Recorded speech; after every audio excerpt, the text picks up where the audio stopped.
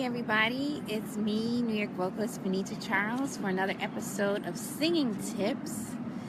It's such a beautiful night. I'm outside near Bryant Park on 6th Avenue near 42nd Street. It's a beautiful public space. There's a band playing. It's almost like a summer night. So I decided to take advantage of it and just enjoy the evening. I hope you guys are having a great Saturday. It's a wonderful evening here. I see I have one person join. Hello, how are you? How are you doing tonight? It's me, New York vocalist, again for another episode of Singing Tips. And just enjoying the wonderful evening here in New York City. Hi, Tyrone. Man of God, 100% deacon in training. Okay, well, best of luck to you in that. And thanks for stopping in. Oh, hi, darling. I see my darling is here. Hi. I am outside near Bryant Park. It's a nice public square. There's a band playing. And I feel like it's a summer night. So I'm taking advantage of this because I know that it's not going to be like that much longer. So I hope everyone's having a good evening. I'm here for another episode of Singing Tip. It looks like the lighting is a little dim, so sorry about that, but I found a spot that has more lighting, and but it's a really wonderful evening. I hope you guys are having a great time.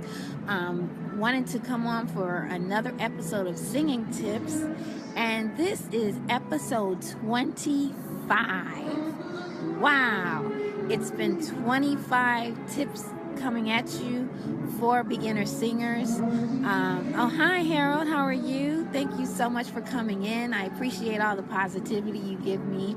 I hope you're having a great evening. I'm here near the Bryant Park area in New York City. It's a nice evening. There's a band playing, and if they're still playing after I'm finished, I might pop down there and let you guys listen for a minute. They're really good. They're playing like a lot of oldies, R&B, and the singer is really great, and he had the crowd going, so it's really good. So anyway, I am here for Singing Tips number 25. Yes, can you believe it's been 25 tips? Thanks so much for the love. I really appreciate it. Just to give you a background, my name is Benita Charles. I live in New York City, and I give singing tips to beginner singers to help them to become professional. So far, we've had 24 tips, and the first 10 tips was about the talent. So it was all about building the voice. The next set of tips, 11 through 20, was all about live performance, and that was, singing in front of an audience. Now that you developed your talent, now we are in. Oh, thank you so much for all the love. This is incredible. Thank you so much. But yeah, so now the section that we're in now is your original music. So that's all about writing your own songs, recording, and releasing your music. So I told this story in tip number 20. When I first came to New York, there was a gentleman that gave me his CD, and he said to me, he said, Benita, you should be writing and releasing your own music. And, I didn't know what that meant at the time, and I was a little overwhelmed, so I didn't do it. But years later, it never left me. I never forgot it. And years later, that's exactly what I did. I released my own music. And that was the best experience ever. I think every singer should write their own music. I mean, it's wonderful to sing these cover songs, but you should also write your own music. So that's what we're doing here. And just to give you a background of how the show is organized, now, I told you every week I am going to talk about this movie because there was a movie back in 2014 that changed my life, and it was the story of James Brown Get On Up. So if you haven't seen it, you have to. But in the movie, oh, hi, Kevin. How are you? Thanks for coming in, Franklin. You're ready to enjoy my tips? Well, thank you so much. I really appreciate it. I appreciate all of you guys. Thanks for your encouragement and for the love that you've given me. And I'm glad that these tips are helpful. I know that there's a lot of people that aren't singers that come into the show, but I want to encourage you to whatever you want to do, it's time for you to do it. The world needs, especially at this time, the world needs your gifts. The world needs what you have to say, your message. Thank you for the love. I really appreciate it. But anyway, I want to get back to Get On Up, because I told you every week I'm going to talk about this movie.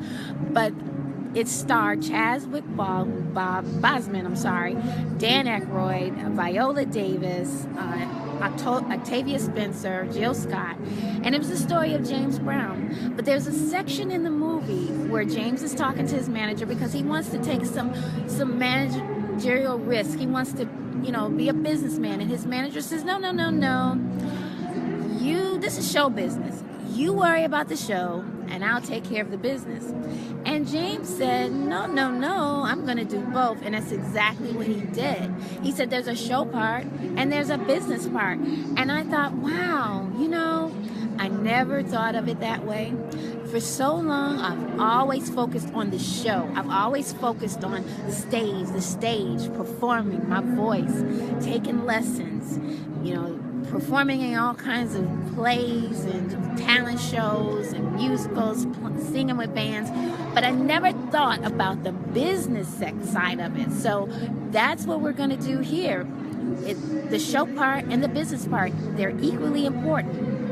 Right now we're still in the show, but we're getting closer and closer to the business. We're on tip number 25. And we're kind of at the halfway point of all the tips that I want to give. So it's really, really cool. So I decided with this tip, we're going to talk about a hit song. But just to give you a recap of what we talked about before, last time, let's see, tip number 24 was music and lyrics. So it was all about, oh, hi, wow, look at the love. Thank you, guys. This is awesome. Tip number 24 was all about music and lyrics, the heart of the song. And prior to that, we talked about the song structures. And I told you that usually when I'm writing a song, I write the first verse, a chorus, second verse, chorus, bridge, and then the end of the song is usually the chorus, which is called the hook in other ways as well, other words as well. And the hook is that memorable part of the song, and it's usually repeated throughout. And but that's the part that you remember. Thanks for the love. So you guys, you understand that as well. But yeah, so we kind of went over. Pretty much almost went over what makes a hit song, but I wanted to really talk about it in this tip. So by the way, I asked you guys a question about a couple of days ago. Thanks for the love, everybody. I appreciate it. I asked you, what was your favorite song and why? Would anyone like to share that right now? I'm just curious. Would anyone like to share what their favorite song is and why? I'll give you a second. I was just curious. I mean, if not, it's okay. But think about it while we're discussing this. So anyway, what makes a hit song? Well, I'll tell you this. If I knew that, I would be a very wealthy woman. But I do have some ideas. So one of the things that I would say that makes a hit song is a catchy title. So, it could be something simple. It could be something complicated. It could be something wacky. But sometimes if you just see the title or hear the title, it makes you a little curious about that song, right? Like, for instance, Adele's song, Hello. Also, several years ago, Lionel Richie had the same song called Hello back in the 80s. That was really, really a cool song. take this job and shove it. Now, hey, you know, you hear a title like that, you're like, I wonder what that song's about. Or it could be something kind of artsy, like Cats in a Cradle. But, you know, the song title makes a big, big difference to your song. Another thing I would say is lyrics. So if you had some riveting lyrics, or if you had some heartfelt lyrics, think of your favorite song and think about the words. Think about how it touched you. Oh, hello. Thanks for the love, guys. Yes. So, I'm talking about some kind of older songs, but Luther Vandross had a song called Dance With My Father. Now, the title alone is really nice. And it seemed like it could be a nice father-daughter dance song. And the lyrics was beautiful as well. So to me, when you think about the songs, thanks for the hearts, everybody. I really appreciate it. When you think about a song like that, it really, really touched your heart. So think about, you know, the songs that you like. What was it about it? Was it the lyrics? And now we're going to go into music. Was it the music, the chords? Sometimes the song, maybe even the words aren't that great, but it has beautiful music. And sometimes the music is so memorable that it stays in your head as well. Let's see, what do I have for that? I have like an Uptown Funk, you know, the riff, the horn riff. Or Neil Diamond, I think it's Neil Diamond, the Sweet Caroline song. Dun, dun, dun. Everybody sings that. And that's a musical riff, but it's memorable. It's something that everyone sings.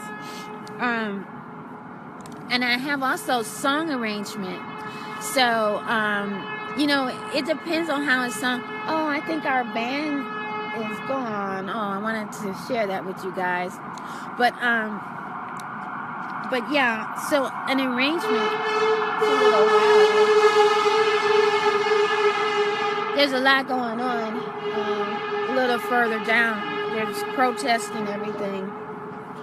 But yeah, so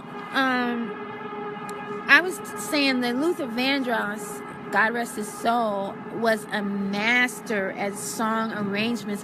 He could take a cover song and make it so that you think it's original. I mean, that he had so many songs that until I heard the original, I thought, wow, I never knew that he didn't. So that's the song arrangement. You know, sometimes, thanks, you guys agree with that as well? You know, sometimes it could be like a plain Jane song or ordinary song, but if you change the arrangement, you can make it into something spectacular. Or I mean, at the same time, you can take any song, whether it's a jazz, a country, an R&B, and you can change the arrangement to make it another genre. I'll give you an example. You guys are agreeing with me? Thank you. It was Poker Face by Lady Gaga. So you guys remember that song? And I saw an episode of Glee where they took that song and they made it kind of in a Broadway kind of way. And I thought it was brilliant. It was with Lea Michele and the lady who sings the Frozen song. I forgot. You know who I'm talking about. I think her last name is Mendel. But they did it as a duet. And I thought that was brilliant. Like, they took that pop song and they made it into a Broadway song. So that's exactly what I'm saying, that you can take any song and make it into your own, your own arrangement, your own form. Thanks again for the hearts, everyone. And finally, number 5, I have timing and luck. Sometimes it's just pure luck. Sometimes, an artist can be ahead of their times, where when they put something out, it doesn't resonate with people, or people can't identify or relate because it's so far-fetched. But then years later, someone else can put something out similar and it becomes a huge hit. Oh, you agreeing with me? I see a lot of hearts there. So, you know, sometimes it's just a matter of timing. It's just a matter of, I have magic, pure luck. And it's amazing. And I mean, I'm sure there's plenty of examples of people out there who were ahead of their times. And if they were to release, or sometimes after they pass away, their music just transcends, because, you know, it strikes a chord with people later. You know what I mean? So thanks for the hearts. So you guys are agreeing with me. Yeah, it's just really crazy how that can happen sometimes. What I have here too. And also, like, you know, someone could be a one-hit wonder. They can come out with something and it just is so incredible and it just hits, and then they try to do something else and it just doesn't, you know, it just doesn't pan out. But I always joke and say, I don't mind being a one-hit wonder. Especially if it's a huge hit, you can really milk that for a long time. But yeah, so that's my idea of making a hit song. So I was reading this book called, The Complete Idiot's Guide to Songwriting. I'm sorry it's backwards, but I love the title, The Complete Idiot's Guide to Songwriting. And they have an acronym for HIT. And the H stands for hook. The I stands for idea, and the T stands for title. And I thought that was really cool. So the next time you're writing your songs, think of HIT, the hook, the idea, and the title. If you have those three elements, if you have something phenomenal with those three elements, you have a hit song. And they had a suggestion in here, and I thought was really good too. They said to study a hit song, or, you know, study the song that you like, and just listen to the lyrics, listen to the music, look at the song title, and listen to the arrangement, and just kind of see, like, how is that song constructed. They also suggested to listen to songs that you don't like, because, you know, you shouldn't always listen to just what you like, but listen to the hit songs that you don't necessarily like, but they're hit songs, and just look at all those elements as well. Also they mentioned, oh boy, it's a lot going on. Also, they mentioned videos, because, you know, sometimes a song you may not like the song if you hear it, but if you see the video and the visuals, and that's another thing when you're writing your song, think about visual. Think about how, you know, what images are you creating, because sometimes those are the best songs too, songs that you can visualize and you can see. So that's just some of the suggestions. I hope this is helpful to you guys. And did you have a chance to think of your favorite song? I'm just curious. Anyone want to share? Well, there is one song I like to share, and it's an older song. But it's a song, and it's not really one of his famous songs, but the song Butterflies by Michael Jackson. I think I pretty much have that song on repeat, just listening over and over. And it was written by Floetry, but I heard both versions, because Floetry had a demo version and then, you know, the Michael Jackson version, and it's night and day.